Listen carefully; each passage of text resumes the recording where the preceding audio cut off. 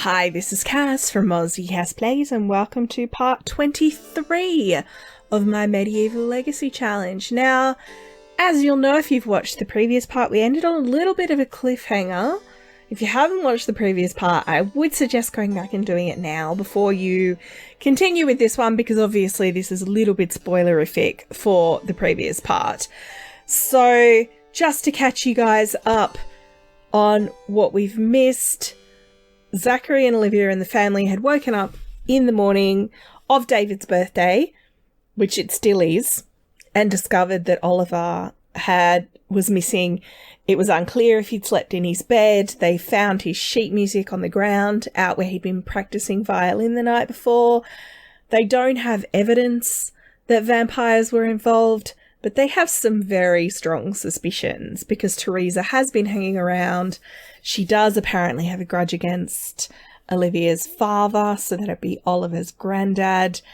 And basically they're trying to rule out normal explanations before they go into supernatural explanations. Now, the reason it's actually nighttime is because I've done a little bit of sort of fiddling around with things in the world, and time has progressed.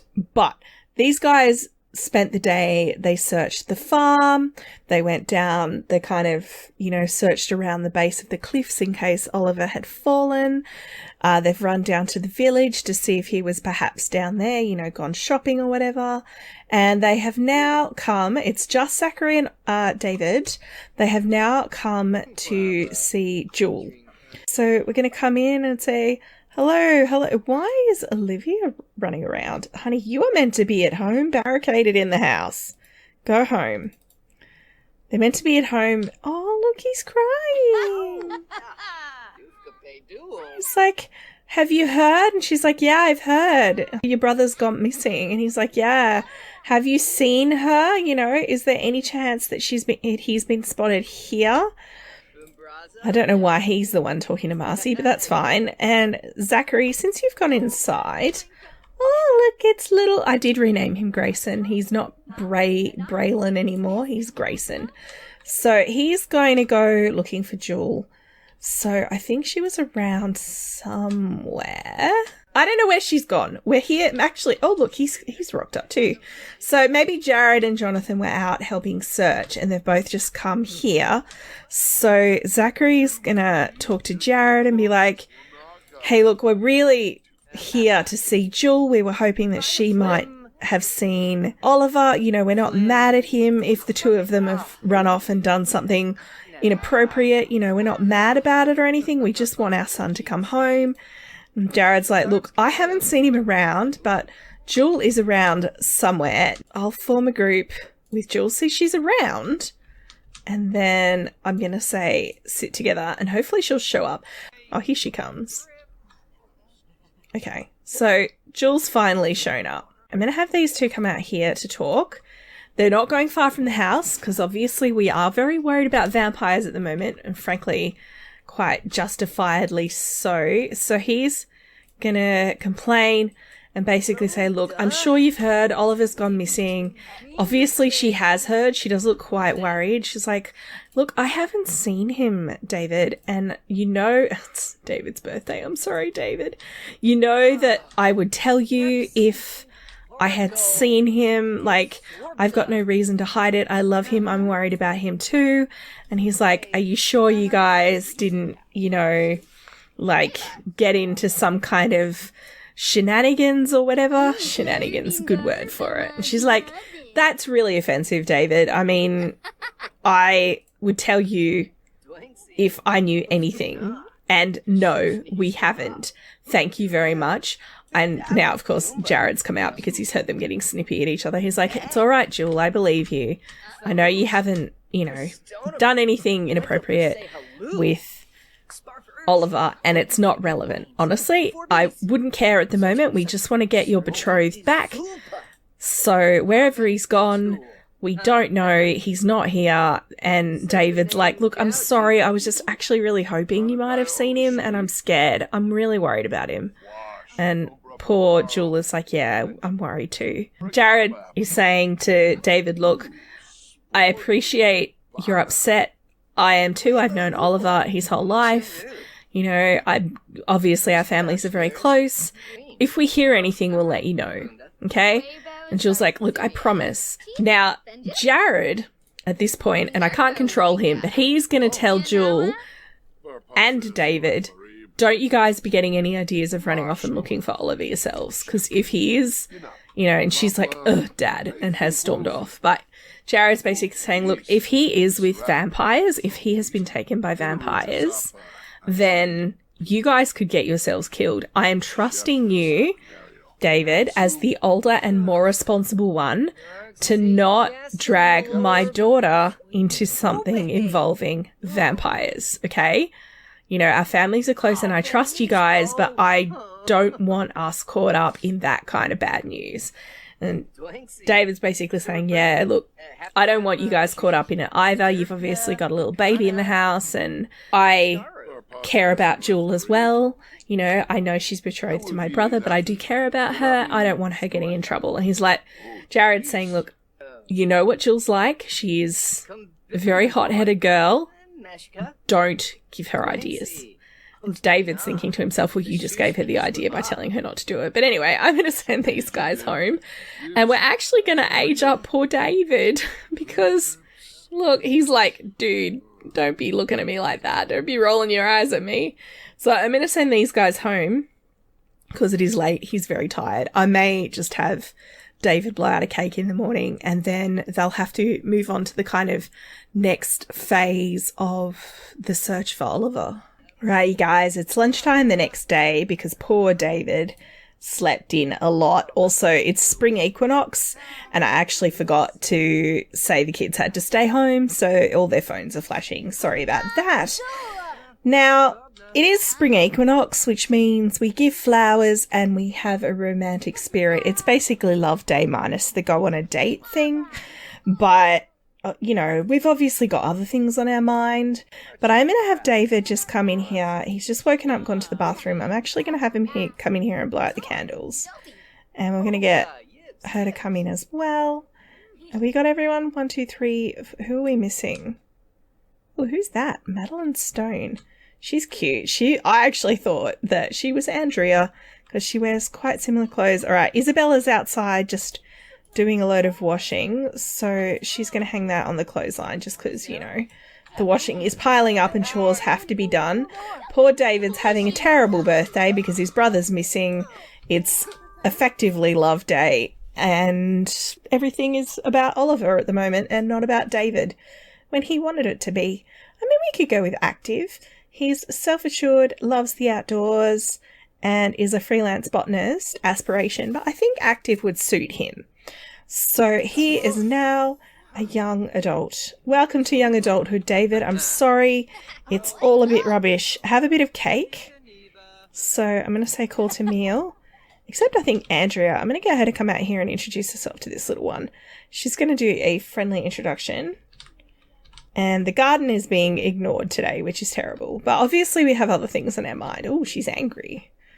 Don't know what that's all about. Maybe because she wasn't invited in for cake. So as soon as these guys are done with the cake, Zachary's actually going to catch the ferry across into Windenburg because he and Olivia have had a chat and he's convinced her that they should reach out to Caleb because Caleb, when he was here, said, look, I'm looking for signs of Teresa. If you hear anything, there's a contact that I have. It's a man in Windenburg I've done business with before. He can get a letter to me in the kingdom that I come from, which is the Forgotten Kingdom. And it's in a hollow. You may have heard of it.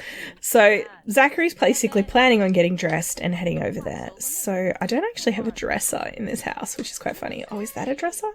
It is. So I'm going to get him into his... We're going to go hot weather gear. And he's going to head off. I'm going to leave the rest of the family at home because obviously there are a lot of chores that need to be done. And honestly, I'd kill for open world right now, but that's fine. All right, you guys, this is a lot I got off the gallery, like most of the lots in this world. I believe it is called Tiny Medieval Village. And again, I haven't done a lot to it other than go through and remove things like televisions where I see them, which I may or may not have had to do in this one. I love how they've got the wall and everything. It's very cool. So Zachary's come here. This is on the main island of Windenburg, or on the main sort of mainland of Windenburg. And he is meeting up with this fellow. His name's Alcard Chastain. The Chastain family are an old family in Windenburg.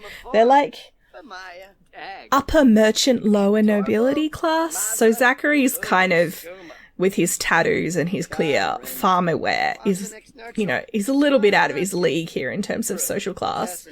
But he's come up, he's going to say hello and say, you know, it's a lovely day, isn't it? They're talking about the weather. Alcard, Zachary's going to say, look, honestly, there's no kind of, oh, he's an innocent too. That must be why he gets on with Caleb. And he's good. So there you go. Zachary's getting a good vibe from Alcard, despite the fact that he is a vampire contact. Interesting bad relationships there. So we're going to talk about our life achievements and complain about our problems. Basically saying, look, I hope you'll forgive me, but I was told by a man who is possibly of our mutual acquaintance, fellow by the name of, like, he was a Lord Vitor, and Alcard's going to be like, yes, I think I know the fellow in question, you know, pale, brown hair, you know, look, you know, although this guy's pale with brown hair, I mean, it's not a unique characteristic in the Kingdom of Windenburg, but he's basically saying, yep, that's the one, got a taste for red. You might say, oh, look how mad Zachary is. Alcard's like, yes, I know what you're saying. Why don't we go inside and we'll talk? Now, I just need to knock on one of these doors, and I don't know which one the front door is, so this will be fun, because there's so many. Here we go. I'm going to knock on the door so they can go inside, because the two of them obviously need to have a more private conversation, perhaps. So, oh, that's a cute little church.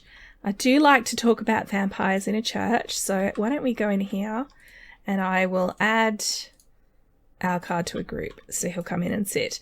Now, Alcard, I think I got from the gallery, like a lot of my Sims. I chose him to be Caleb's contact because Alcard is one letter off Alucard, which is Dracula backwards, so that made me laugh. So I'm going to have them sit together.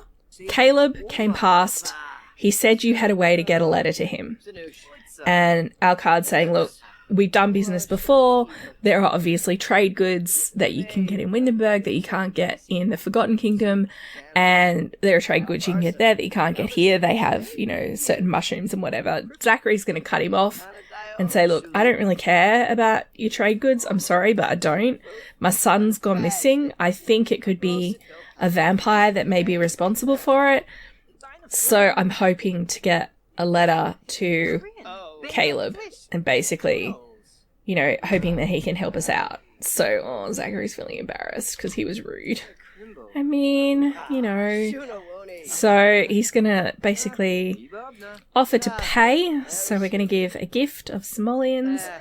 We're offering 500 simoleons to Alcard to basically get a letter to Caleb. And Alcard's going to say, look, I love how they're exchanging money in a church. It's like, yep.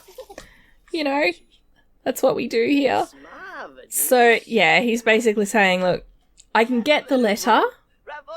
Ah, they've got a sentiment. That's nice. I mean, it's nice they're having a positive relationship with one another. What is the sentiment? I'm curious. Growing closer from quality time. Zachary's growing closer to Alcard. That's funny. So Alcard is saying, look, I will send the letter. I'll send it today. However, obviously, there's no immediate communication. It's going to be on the back of a horse with a courier. So it's going to take a few days. And this is obviously upsetting to Zachary, but, you know, it is what it is. So he's going to thank Alcard for his time.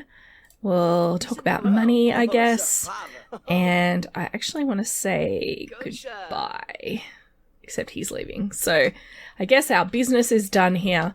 Now, Zachary's going to come over here and...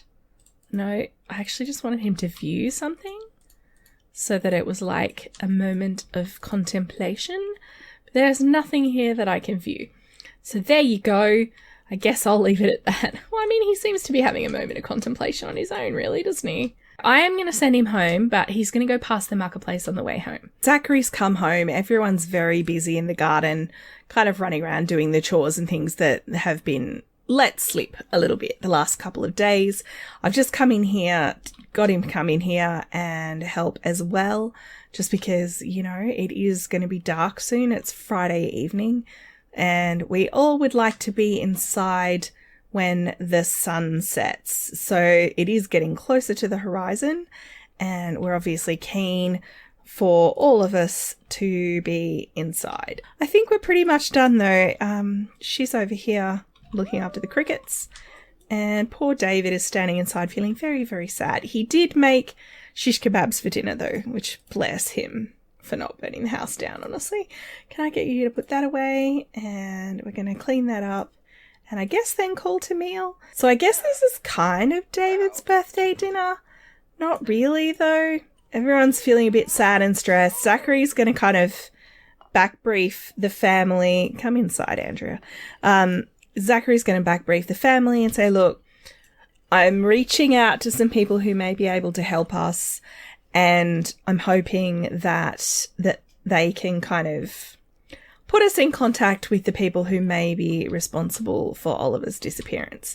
Now, that he's being a bit cagey, but obviously all of the kids know Caleb was here. He was pretty obvious about it. So David's going to then say, you mean the vampires, right, Dad? And Zachary's looking a bit scandalized. Andrea's perking up because this is all very, you know, very interesting. Dad, don't lie to me. Just tell me the truth. She's obviously shouting. Poor Rose is standing over near the window, staring into space, feeling very, very sad. So I'm going to get her to put that away. She's going to say, is it true, Dad? Do you think vampires have him? And Zachary will say, yeah, we think there's a chance. Obviously, they've been sniffing around a bit. And this is where David's overcome by guilt. And he's going to say, look, Mum, Dad, there's something I didn't tell you. And I'm sorry. I should have told you. I feel really, really awful about it.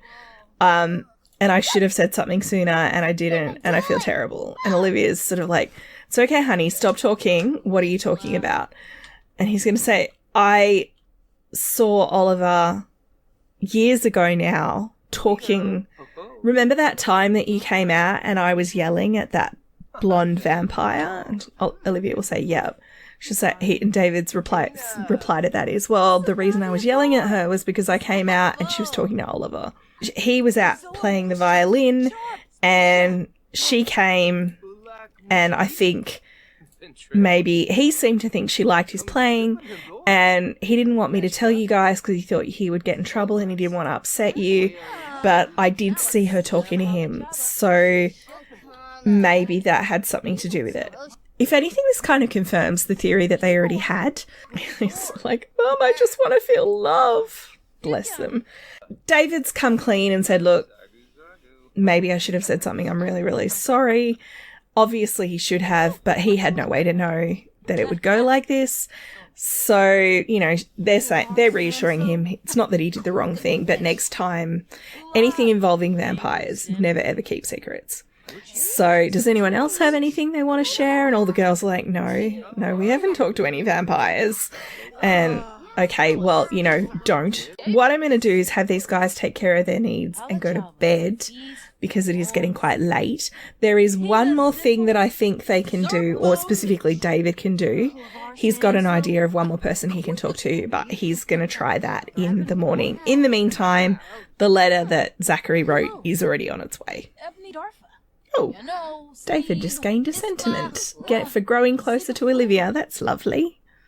I mean, I guess being honest made them closer. Oh, that was the other thing I forgot to tell you guys.